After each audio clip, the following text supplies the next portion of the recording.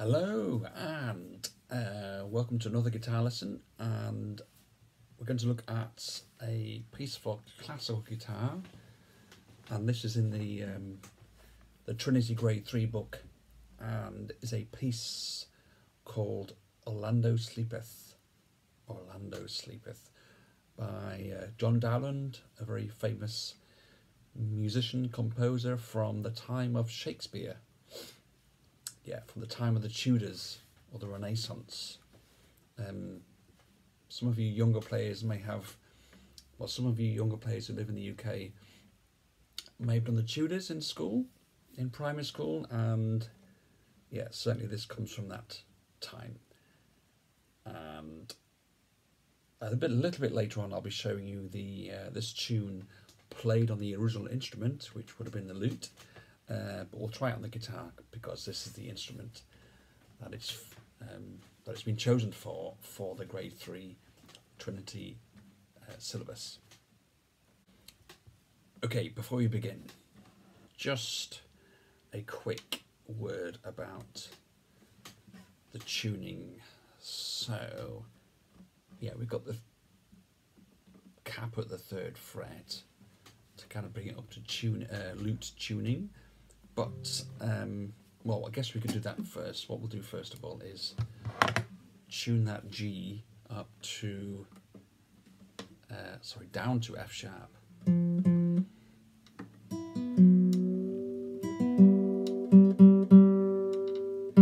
So here's the usual G and the normal G. And so that 3rd string needs to go down to F sharp. So if you've got a tuner that tells you what note you need an F sharp, as it says at the beginning of the music. I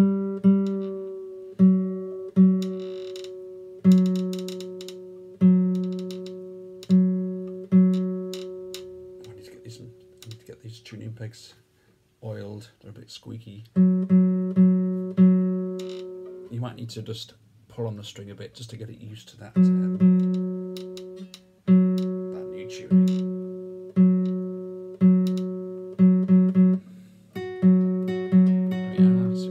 Check it off with the F sharp on the 1st string.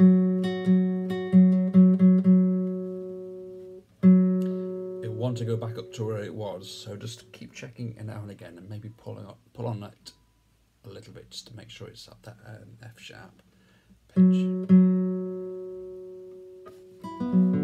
And then you can put on your capo at the 3rd fret.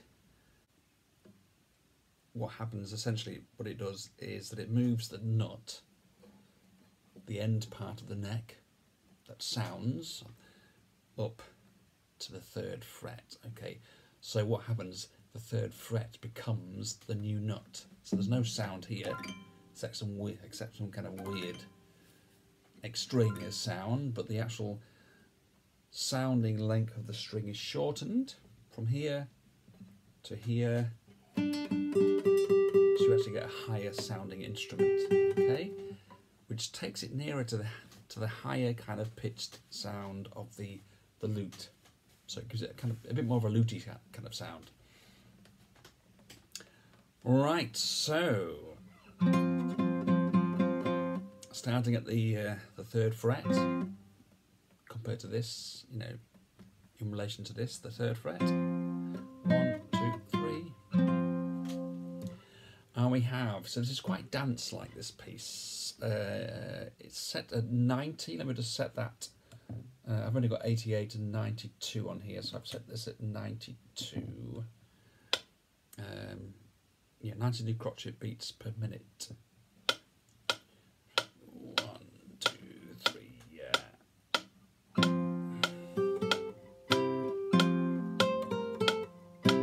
Yeah, there we are. That's our tempo. So following the fingering. So basically, follow the fingering that's written down for you in your book, in your score. So we're starting on the 2nd and 3rd. First, so what we need to try and do is just make sure you're holding down that dotted minim, so that lasts for 3 beats. Sorry, yeah, 3 beats, yes. So 1, 2, and 3. Then we switch to an A chord on the 4th beat. All right. 1, 2, and 3, 4. So you're holding that second finger over for the next chord. It doesn't actually move because you have an A in the A major chord. A major, that is transposed up. Okay. Moving on to the second bar, the fingering changes slightly, so we're not doing that for the D5 chord. We're going to switch to the first and second finger. So from here to here, and that's because we need to get to. We need to hold down that first finger for that A while hitting the octave A an octave higher. Whoops, not there. There.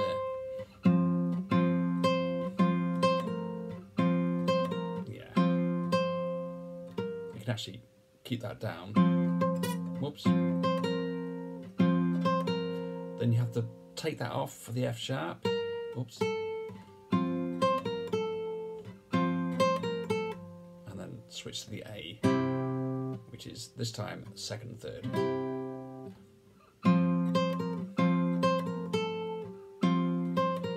So only take the first finger off at the last moment for that F sharp, and then yeah, so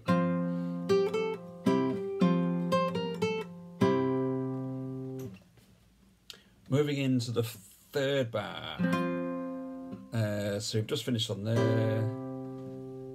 The previous bar, the A chord. So keep your third finger down because you'll need that for the next chord, that D5 chord, and just put your little pinky down on the D. And that's the beginning of the third bar.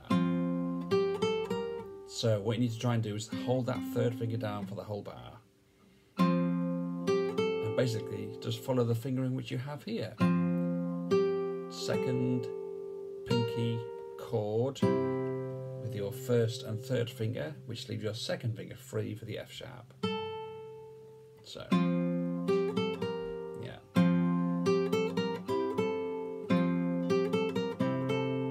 we are. And all the time your third finger is down, and then you hit the D5 at the end. 1, 2, 3, 4.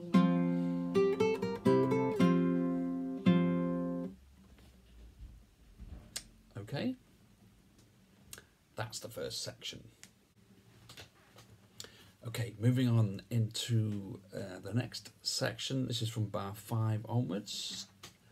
Well, bar 5, 6, 7, 8. And we shift to a C chord.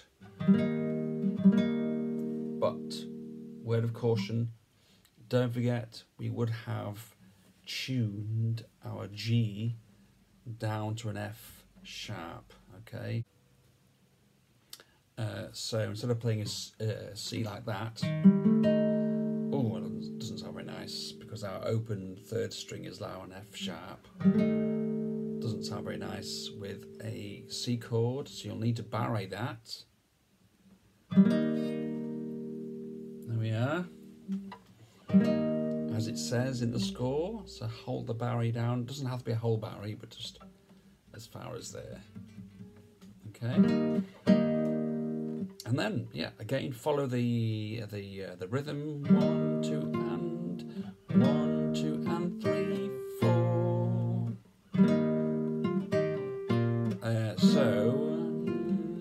Yeah, so keep your third finger down. You'll need it for that chord on beat 3. Drop the first finger down to the C there. Then we have a G chord on the 4th beat. Yeah.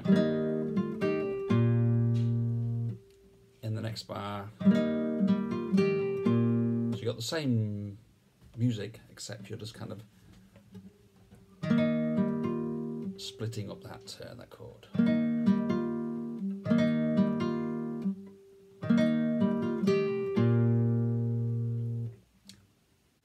third bar, first beat, second beat, got the open D, the B and the A now at the 3rd fret, and then second finger down, still keep that there until that G sharp.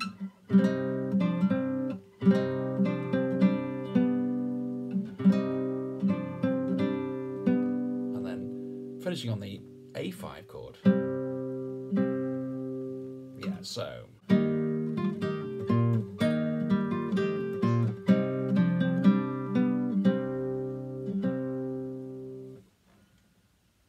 Looking at the next section, this is the 6/4 section here.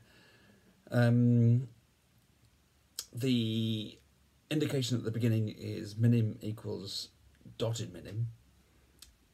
Basically, that's there is the reason that's there is because for this section we have to kind of feel it in 2.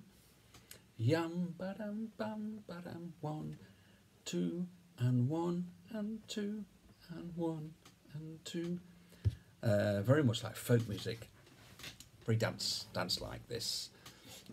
So if the first section was this kind of tempo,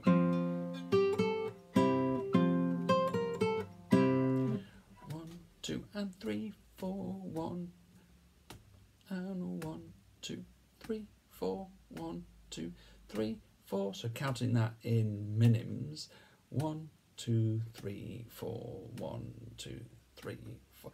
Yum ba dum bum ba dum bum ba dum bum bum bum ba dum bum.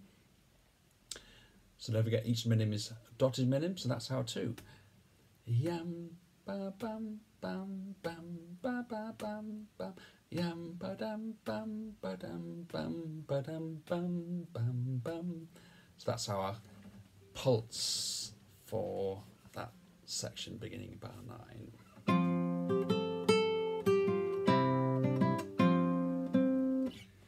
So again, just follow the fingerings. We're starting with the 3rd and 4th finger.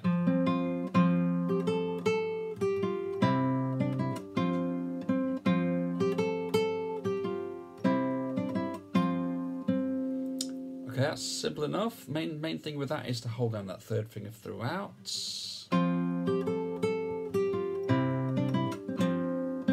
Yeah, because you need a 3rd finger for the D5 and also the A major chord.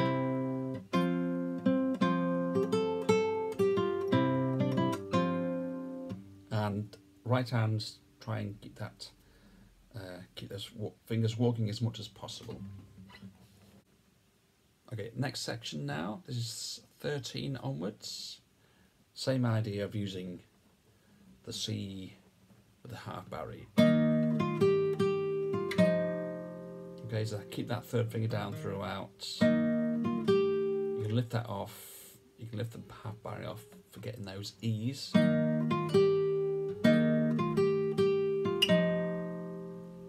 the D, open D at the end of the bar. Then we're going to hit an E major chord. Okay, now the A, 3rd fret, don't forget. And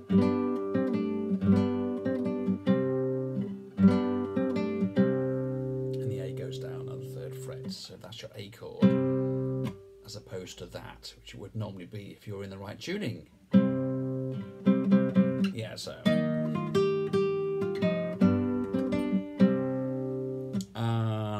The penultimate bar and the last bar is more or less the same. In fact, it's exactly the same, yes. We've got Ritz there, so you could slow down there if you wanted to.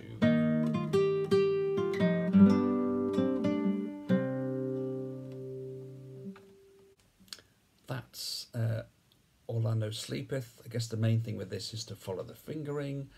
Make sure whenever you're playing those C chords, you're holding down a